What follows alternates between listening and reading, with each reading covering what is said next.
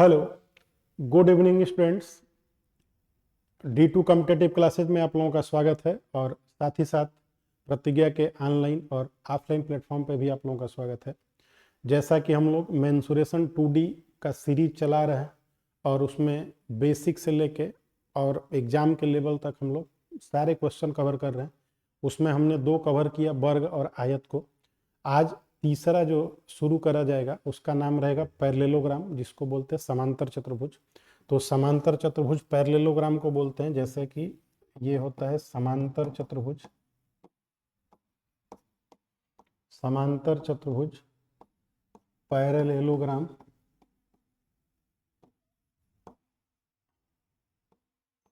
Parallelogram होता है, इसको बोलते हैं।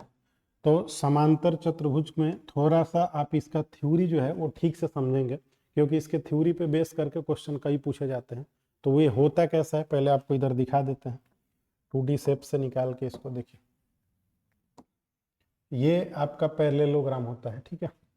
अब ये पैरेललोग्राम की खास बात क्या होती है? पैरेललोग्राम की खास बात ये होती है कि इसके ये दोनों साइड जो होते हैं वो पैरेलल होते हैं और साथ ही साथ इक्वल होते हैं। दोनों साइड पैरेलल होंगे और इक्वल होंगे, और इसमें भी ये दोनों साइड पैरेलल होंगे लेकिन इक्वल होंगे, ठीक है। जैसे कि आप अगर इसका नाम रखना चाहें तो ए बी और ऐसे करके सी और डी, ये इसका नाम अगर आपने रख दिया तो ए डी बराबर है बी सी के, मतलब ए डी बराबर ही है किसके? बी सी के। साथ ही साथ ए डी पैरेलल है किसके? ए डी पैरेलल है किसके? बी सी के, ठीक है। इस बात का ध्यान रखेंगे। दूसरा, ए बी बराबर है किसके? ए बी बराबर है डी सी के, और साथ ही साथ पैरेलल है, ए बी पैरेलल है किसके? डी सी के। ए बी पैरेलल है डी सी के। थोड़ा सा अपने ध्यान से इसको समझिएगा, क्योंकि इसमें थोड़ा सा थ्योरी ठीक ठाक है। अगर इसके ज्योमेट्री वाले पोर्शन पे चले और सारी चीज़ प्रूव करके दिखाएं तो एक लंबी क्लास होगी। आप डायरेक्ट थ्योरी याद रखिए जो बताएंगे, और डायरेक्ट एग्जाम पे उसी पे सवाल आता है, आप देखेंगे तो डायरेक्ट लग भी जाएगा। अब इसके एरिया को निकालने के हमारे पास कई रास्ते हैं। एरिया निकालने के सबसे ज़्यादा जो क्वेश्चन पूछा जाता है इसके एरिया का। अच्छा, अगर इसके साइड को हम ऐसे ऐसे मान लें, जैसे ये तो दोनों बराबर है, ये दोनों बराबर है, इनको अगर हम ए ही ए मान लेते हैं, इसको ए मान लेते हैं और इसको बी बी मान लेते हैं। बेस में है तो बी बी मान लिए, इसको ए मान लिए। अगर हमको इसका पेरीमीटर निकालना हो, पेरीमीटर बोले तो परिमाप निकालना है ना, परिमाप माने पेरीमीटर। तो पेरीमीटर अगर निकालना होगा, पेरीमीटर तो परिमाप निकालना होगा, तो आपको बताए थे चारों साइड को जोड़ देंगे तो आ जाएगा। तो चारों साइड जोड़ेंगे तो ये भी 2a प्लस बी हो जाएगा। 2 बार a है 2 बार b है, तो 2 कॉमन होकर a प्लस बी हो गया। अगर इसका एरिया निकालना होगा तो एरिया के लिए आधार का क्षेत्र, ये बेस इंटू हाइट होता है, आधार गुणे ऊंचाई। आधार गुणे ऊंचाई माने base into height. Base into height होता है, इसको बेस बोलते हैं और इंटू हाइट बोलते हैं। ये एरिया आपका है। तो एरिया का भी निकालना होगा तो बेस इंटू हाइट। पेरीमीटर आप जानते हैं, ये एरिया है ना, एरिया जो है क्षेत्रफल बेस इंटू हाइट होगा। मतलब ये बेस हमको अगर पता चल जाए कि बेस की लंबाई क्या है और इसका हाइट यहाँ से पता चले। देखिए, हाइट उसको बोलते हैं जो 90 डिग्री पे आके बेस पे गिरा हो। बेस पे 90 डिग्री पे आके गिरेगा उसी को हाइट बोलते हैं। तो बेस इंटू हाइट ही इसका क्या होता है? एरिया। तो बेस इंटू हाइट इसका एरिया हो गया। तो एरिया निकालने का एक ये फार्मूला हुआ, और सबसे ज़्यादा क्वेश्चन यहीं से पूछे जाते हैं, ठीक है, एरिया से। अब इसके आगे के थ्योरी को हम आपको समझाते हैं, उसको थोड़ा ध्यान से समझिएगा, ठीक है। वो अगले पेज को हम लेके समझाएंगे। अभी आप 2 बात समझ के रखिए कि ए डी पैरेलल है बी सी के, ए डी बराबर है बी सी के, ए डी बराबर B C, A D parallel B C, A B parallel D C और ए बी बराबर डी सी, ठीक है। अब इनमें से बेस इंटू हाइट करेंगे, पेरीमीटर करेंगे, लेकिन एरिया निकालने के और इसके हम आपको 2 तरीके बताते हैं, उसमें एरिया कैसे निकालते हैं। तो हम इसके अगले पेज पे चलते हैं और आपको समझाते हैं। देखिए, फिर से हम वो शेप ले लेते हैं एक, ठीक है। ये हमने शेप ले लिया है, इसको ना हो तो एक तरफ किनारे कर लिया जाए, यहाँ पे यहीं पे रखिए ताकि दोनों तरफ आप एरिया समझ पाएंगे, ठीक है। अब मान लीजिए अभी हमने इसको नाम दिया था ना, ए बी सी डी ऐसे करके नाम दिया था, तो वो नाम दे देते हैं ए बी सी डी। और ये ए माना था, ये भी ए माना था, ये बी माना था, ये बी माना था। अब अगर ये थीटा आपको पता चल जाए, ये वाला थीटा आपको पता चल जाए, थीटा दे दिया जाए, तो आप इसका एरिया कैसे निकालेंगे? तो एरिया निकालने के लिए आप यहाँ से एक इसका डायगोनल खींच देंगे, ठीक है। डायगोनल खींचेंगे तो आपको एक चीज़ छोटे पे बता होगा, या आप 9th में पढ़ते होंगे तो बताया गया होगा कि ये जो कोई भी त्रिभुज होता है, तो इसके अगर दो साइड हमको मिल जाए, ए और बी मिल जाए, और बीच में थीटा एंगल मिल जाए, तो इसका एरिया साइन लगा के निकाल लिया जाता है। जो इसका एरिया क्षेत्रफल आएगा 1/2 ए बी साइन थीटा हो जाएगा ना, ये आपको पता होगा। या ऐसे करके देख लीजिए, ये मान लीजिए ये ए है, ये बी है और ये सी है, ये थीटा आपको दे दिया गया, तो इसका एरिया कैसे निकाल लेंगे? एरिया निकाल लेंगे 1/2, थीटा ये है तो साइन लगा के ये 1/2 बी सी साइन थीटा कर सॉरी ए सी साइन थीटा कर देंगे, ए सी साइन थीटा कर देंगे ना। तो एरिया निकालने का एक तरीका ये हुआ। अच्छा, एक और बात आप इधर नोट करते चलेंगे या इस साइड ही नोट कर लेंगे यहाँ पे, कि इसके जो डायगोनल होंगे, डायगोनल जो यहाँ से यहाँ खींचे जाते हैं, इसको डायगोनल बोला जाता है। ये डायगोनल है D1 और ये डायगोनल है D2। अगर डायगोनल D1 है, ये डायगोनल D2 है, तो 2-3 बात आप ध्यान रखिएगा कि diagonal D1 not equal to diagonal D2। Diagonal D1 D2 के बराबर नहीं होता, ये छोटा होता है, ये बड़ा होता है, ठीक है, पहला बात। दूसरा होता है कि D1 D2 पे परपेंडिकुलर नहीं होता, ये D1 D2 पे D2 D1 जो है वो परपेंडिकुलर नहीं होता है, ये ध्यान रखिएगा। अब ये बात आपको कहाँ से पता चलेगा? जैसे हमने वर्ग में बताया था कि वर्ग में जब आया था तो ये कैसा होता था, 90 डिग्री पे कट करता था ना, लेकिन आयत में आपको नोट करवाए थे कि आयत में ऐसा 90 डिग्री पे नहीं होता है। ठीक इसी तरह से पैरेललोग्राम में भी जब इसको खींचेंगे इधर से, तो ये भी 90 डिग्री पे नहीं होता है। यही बात हम लिख रहे हैं कि D1 परपेंडिकुलर D2 पे नहीं होता है और D1 D2 के बराबर नहीं होता है। एक और बात आप जान के चलिए कि इसका जो डायगोनल है एक दूसरे को बाइसेक्ट करते हैं। D1 और D2 एक दूसरे को बाइसेक्ट करते हैं। बाइसेक्ट माने आधा आधा पे काटते हैं, अभी वहां लिख के बताएंगे। D1 D2 एक दूसरे को बाइसेक्ट करते हैं ना, एक दूसरे को बाइसेक्ट करेंगे। बाइसेक्ट माने आधा आधा डिवाइड कर देंगे, बाइसेक्ट करते हैं, ठीक है। अब ये क्या बताना चाह रहे हैं, देखिए D1 और D2 एक दूसरे को बाइसेक्ट करते हैं, मतलब ये वाली लेंथ जो होगी इस वाली लेंथ के क्या होगी, बराबर, मतलब ये आपस में बराबर होंगे। और ये दूसरे को बाइसेक्ट करेगी, मतलब ये बराबर होगा इसके, ठीक है। तो यहाँ से ये लेंथ और यहाँ से ये लेंथ आपस में बराबर, यहाँ से ये लेंथ, यहाँ से लेंथ आपस में बराबर। एक और बात यहीं पे नोट कर लीजिए, इतना ज़्यादा डिटेल में आपको जाना नहीं है। अगर कोई भी विकर्ण आप यहाँ से खींचते हैं, ये एक विकर्ण इसको 2 बराबर एरिया में डिवाइड करता है, चाहे ये विकर्ण इसको 2 बराबर एरिया में डिवाइड करता है। मतलब समांतर चतुर्भुज के विकर्ण, समांतर चतुर्भुज का एक विकर्ण, मतलब एक डायगोनल, एक विकर्ण उसको इसको 2 बराबर भागों में डिवाइड करता है, 2 बराबर भागों में विभाजित करता है। विभाजित करने का मतलब डिवाइड करता है ना। ये थोड़ा सा आप याद रखेंगे, छोटी छोटी बात है, इससे हम लोग आगे क्लियर करेंगे। और ये सब ज्योमेट्री का पार्ट है। अब ज्योमेट्री का पार्ट है तो थोड़ा सा उधर जब चलेंगे, अभी हम लोग मेंसुरेशन में चल रहे हैं, तो ये सारी चीज़ें आपको प्रूव करके दिखाएंगे कैसे होता है। फिलहाल आपको पता है कि D1 D2 के बराबर नहीं होगा। फिर से सुन लीजिए एक बार, D1 D2 के बराबर नहीं हो रहा, दिख भी रहा आपको। D1 D2 एक दूसरे को बाइसेक्ट करेंगे, ये इसके बराबर होगा, ये इसके बराबर होगा। यहाँ से यहाँ तक का लेंथ, यहाँ से यहाँ तक जितना होगा, यहाँ से यहाँ उतना होगा, यहाँ से यहाँ जितना होगा, यहाँ से अगर ये हम खींच देंगे तो ये वाला एरिया इस वाले एरिया के बराबर होगा। या अगर इसको हम खींच दिए तो ये वाला एरिया इस वाले एरिया के बराबर होगा। एक और बात, ये 90 डिग्री पे कट नहीं करेंगे, ये परपेंडिकुलर नहीं होते हैं D1 D2, ठीक है। इतना बात आप ध्यान रखेंगे। इसमें थोड़ा सा थ्योरी है, थोड़ा सा समझ लेंगे ना तो पूरा एकदम आप कायदे से सारे सवाल लगा लेंगे, ठीक है। तो आइए इसके अगले वाले बात को समझें। क्या बता रहे थे नेक्स्ट पेज पे? हम ये बता रहे थे कि एरिया निकालने के हमारे पास 3 तरीके हैं। तो एक एरिया अब यहाँ लगाएंगे, आप इसको ध्यान से देखेंगे तो ये हमारे पास एक त्रिभुज हो गया, ठीक है, ये वाला, और ये थीटा हो गया। अगर हम यहाँ पे लगाते हैं तो ये हो गया 1/2 AB साइन थीटा। हुआ कि नहीं हुआ? तो ये किसका एरिया आ गया? इस वाले का एरिया आ गया। अभी आपको बताए हैं कि ये डायगोनल इसको 2 बराबर भागों में डिवाइड करता है, इसका मतलब इसका एरिया भी इतना ही होगा जितना इसका है। तो ये प्लस में फिर से 1/2, यहाँ पे एक बार छोड़िए, इतना मत करिए, 2 बार करके आप ये जान गए कि इसका एरिया आ गया, इसी का एरिया इसके एरिया के बराबर होगा। तो एक बार और 1/2 AB साइन थीटा जोड़ दीजिए, 1 बटा और जोड़ देंगे तो इसका मतलब ये 1/2 AB, 1/2 AB, तो AB जुटेगा तो 2 आधा आधा मिल के 1 हो जाएगा। तो इसका मतलब AB साइन थीटा हो गया। ए बी साइन थीटा इसका एरिया आ गया, फिर से क्षेत्रफल हम लोग निकाल लेंगे ऐसे। मतलब ये हुआ कि एक साइड ये दिया रहे, एक साइड ये दिया रहे, एडजेसेंट साइड अगर मिलेंगे या इसके दोनों ये साइड मिलेंगे और थीटा मिलेगा तो हम इसका एरिया निकाल लेंगे। कैसे? 1/AB sine theta. एक बात और आप जान लीजिए यहीं पे, छोटा सा इधर मिटा के आपको बता देते हैं। जब भी ये खींचा जाएगा पैरेललोग्राम, यहाँ पे देख लीजिए बना के इसी को, जब भी ये पैरेललोग्राम खींचा जाएगा तो इसके ये एंगल एक दूसरे के बराबर होंगे ना। अगर ये वाला थीटा होता है तो ये भी थीटा ही होगा ये वाला, और ये 180 माइनस थीटा होगा और ये भी 180 माइनस थीटा होगा। अब ये कैसे होगा? तो दो पैरेलल लाइन को एक जब तिर्यक रेखा काटता है तो आपको पता होगा कि ये वाले दोनों एंगल का सम कितना होता है, 180 होता है, आपको पता ही होगा। ये अगर थीटा है तो ये कितना होगा, 180 माइनस थीटा होगा।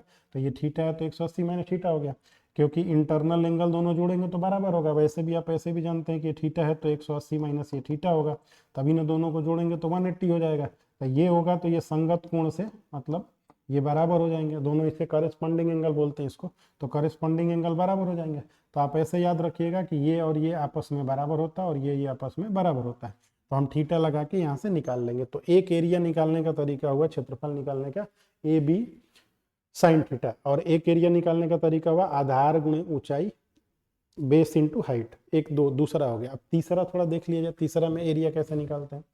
तीसरा एरिया निकालने का तरीका ये है, देखिए फिर से एक शेप ले लेते हैं समझाने के लिए। तीसरा एरिया निकालने का इसका तरीका ये होगा, यहाँ से मान लीजिए अगर हम इसका नाम रखे थे ए बी सी और D, A B C D रखे थे, इसको ए बोल रहे थे, इसको बी बोल रहे थे, इसको ए ही बोलेंगे, इसको बी बोलेंगे ना। तो इसका फिर से एरिया हम लोग निकाल सकते हैं एक और तरीके से, जब हमको ये दोनों एडजेसेंट भुजा की लंबाई दिया हो और साथ ही साथ ए सी दे दे, एक विकर्ण की लंबाई दे दे तो काम हो जाए। अब विकर्ण की लंबाई मान लीजिए अगर ये डी दे देता है आपको, ये वाला डी दे देता है, तो आपको अब हिरोंज फार्मूला लगा लेना है इस वाले में। थीटा तो दिया नहीं, थीटा दिया रहता था तो 1/2 ए बी साइन थीटा करके लगा लिए थे। अब थीटा आपको नहीं दिया, जब थीटा नहीं दिया तो ऐसे वाले में हिरोंज फार्मूला लगाते हैं।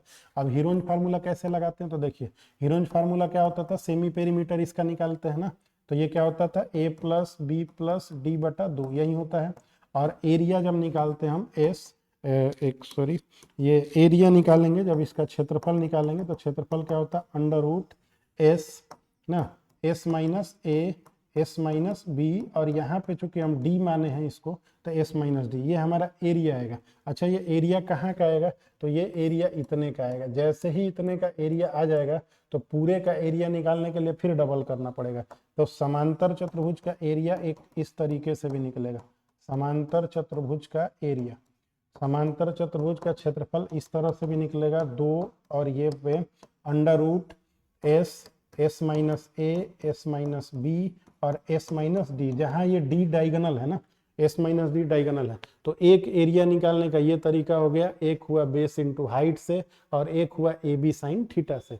3 एरिया निकालने के इसके तरीके होते हैं। ठीक है, क्लियर है बात।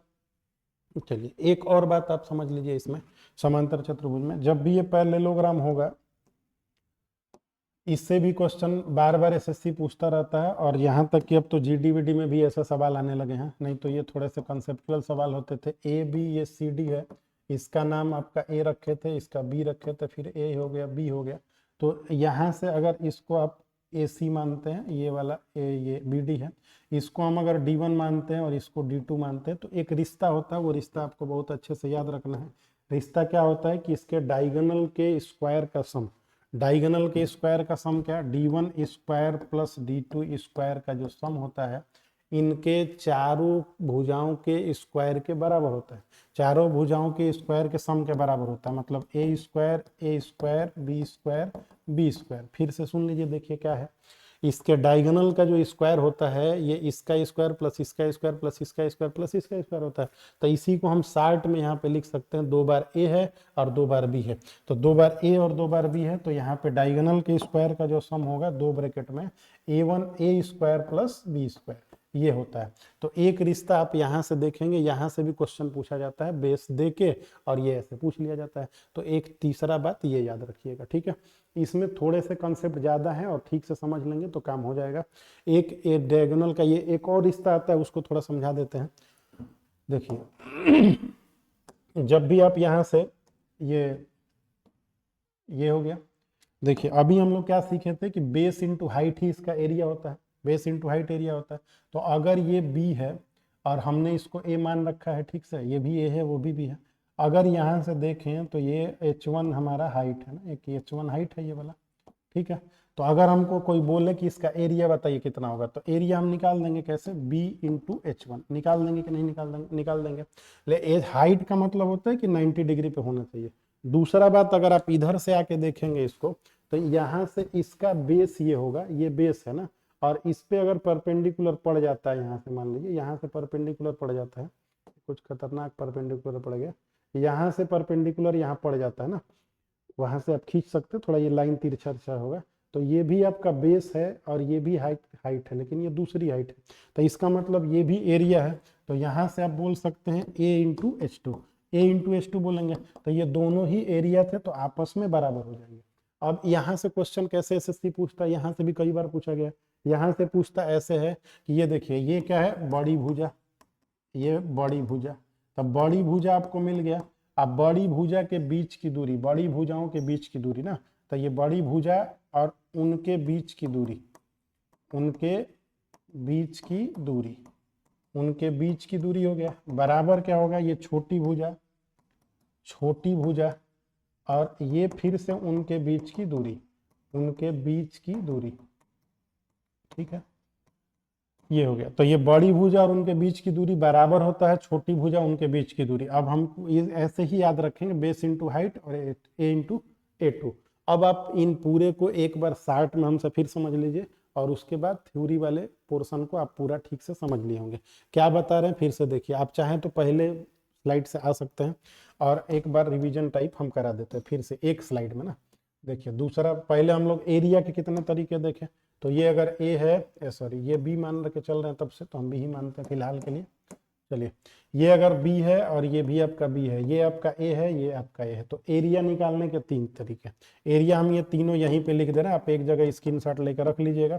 एरिया यहाँ पे निकाल दे रहे हैं और फिर एरिया यहाँ पे निकाल रहे हैं। एरिया के लिए क्या आता है, यहाँ पे अगर थीटा होता है और ये बेस होता है और ये अगर h1 हाइट होता है, क्या क्या बताए, एक एरिया बेस इंटू हाइट, तो बेस इंटू हाइट तो b इंटू एच हो जाएगा। एक एरिया क्या बताए कि 1/2 लगा के लगाएंगे तो 1/2 खत्म हो जाएगा, तो ए बी हो जाएगा, आधा आधा ए बी, आधा ए बी, पूरा ए बी हो जाता है, तो ए बी साइन थीटा लगा के हम एरिया निकाल सकते हैं। एक क्षेत्रफल और कैसे निकाल सकते हैं हम, यहाँ पे हीरोंज फार्मूला लगा के ना, हीरोंज फार्मूला लगा के, अगर इसका डायगोनल डी हो गया है तो हम हीरोंज फार्मूला लगा के निकाल लेंगे। यहाँ से एक मिनट रुक जाइए, यहाँ पे हम हीरोंज फार्मूला लगा के निकाल लेंगे, 2 मल्टीप्लाई करके और ए बी डी में लगा देंगे, तो कैसे निकलेगा, एस एस, एक मिनट, हाँ, S minus A, S minus B और S minus D. D diagonal की लंबाई है ना, और आपको इसमें पता है कि एस क्या होता है, एस बताए थे ना क्या होता है, ए प्लस बी प्लस डी बटा 2 हो जाएगा, वो कि c/2 होता है जब त्रिभुज होता है तो एक बात हम ये जान गए, तो एरिया निकालने के ये 3 तरीके हो गए, ठीक है। अब एक और क्या बताए थे आपको कि डायगोनल इनके d1 और d2 इक्वल टू नहीं होते हैं, पहला बात। दूसरा, d1 d2 पे परपेंडिकुलर नहीं होता है, 90 डिग्री नहीं होता है।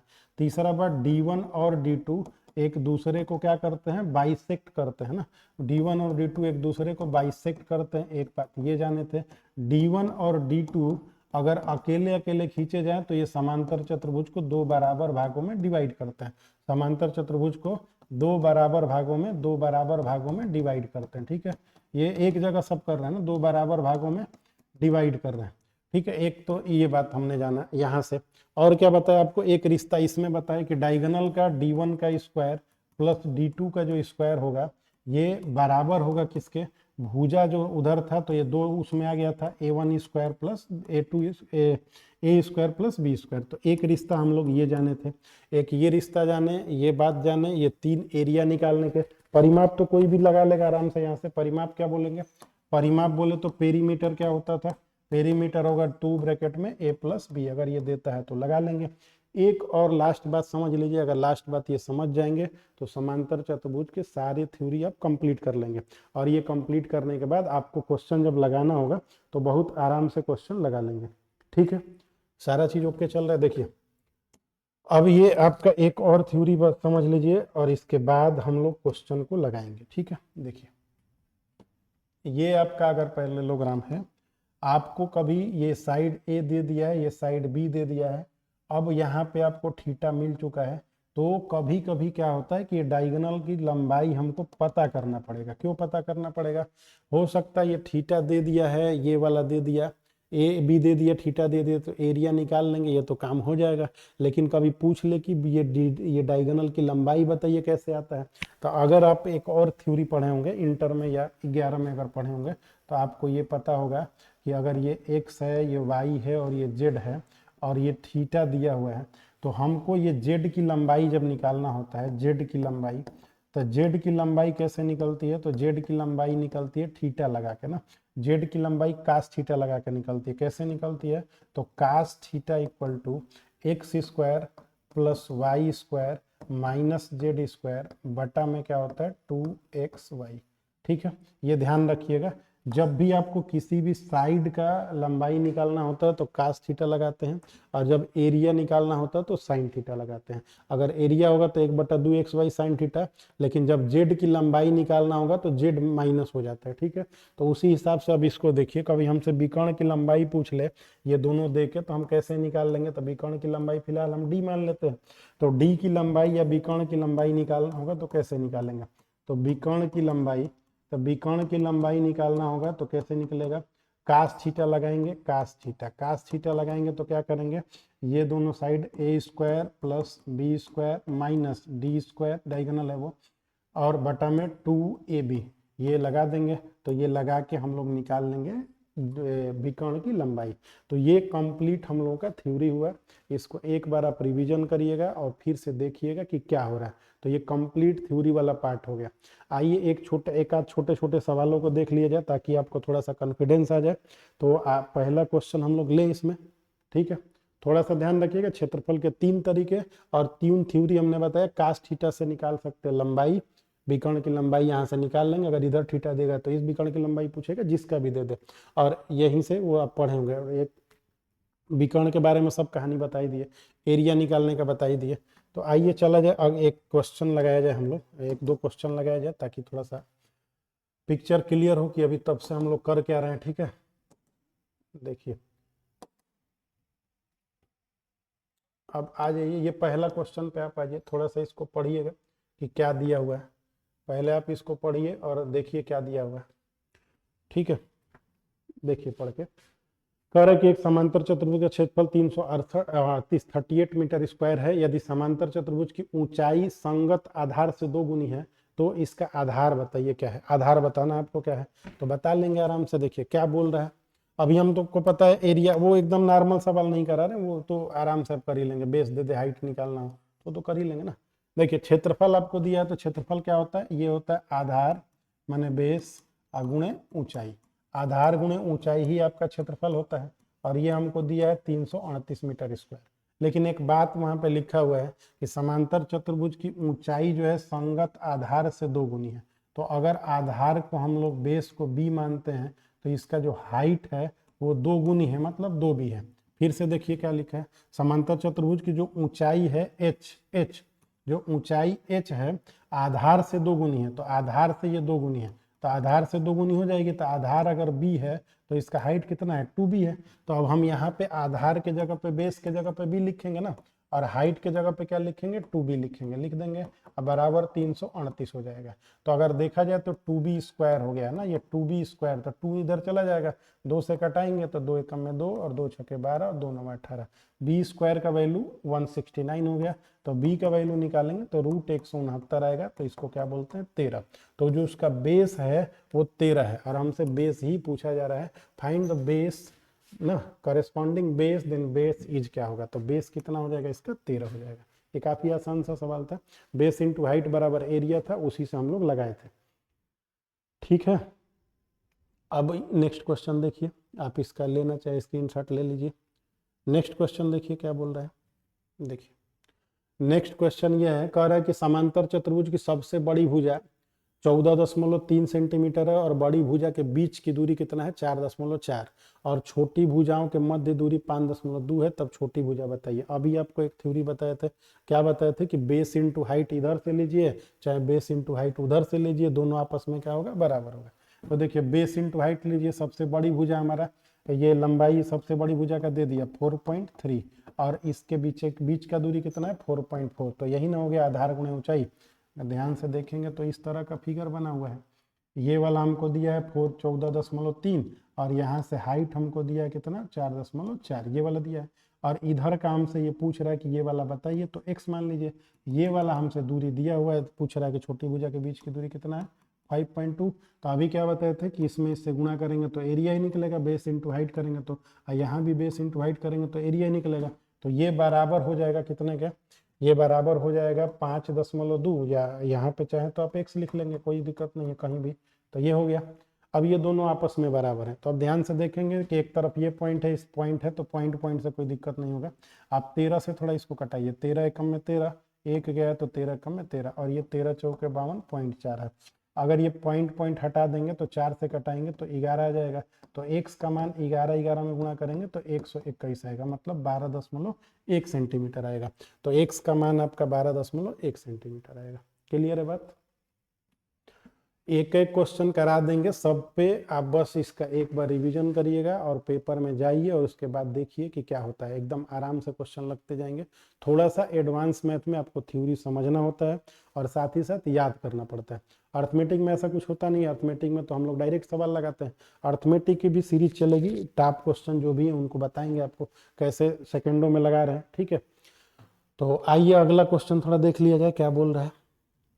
ये देखिए, ये बोल रहा है कि the length of two side of a parallelogram are 3 centimetre and 10 centimetre, what is the sum of the square of the diagonal of the parallelogram. अभी आप किए थे थोड़ी देर पहले कि इनके डायगोनल का सम क्या होगा। क्या बोल रहा है, समांतर चतुर्भुज की दो भुजाओं की लंबाई दिया हुआ है।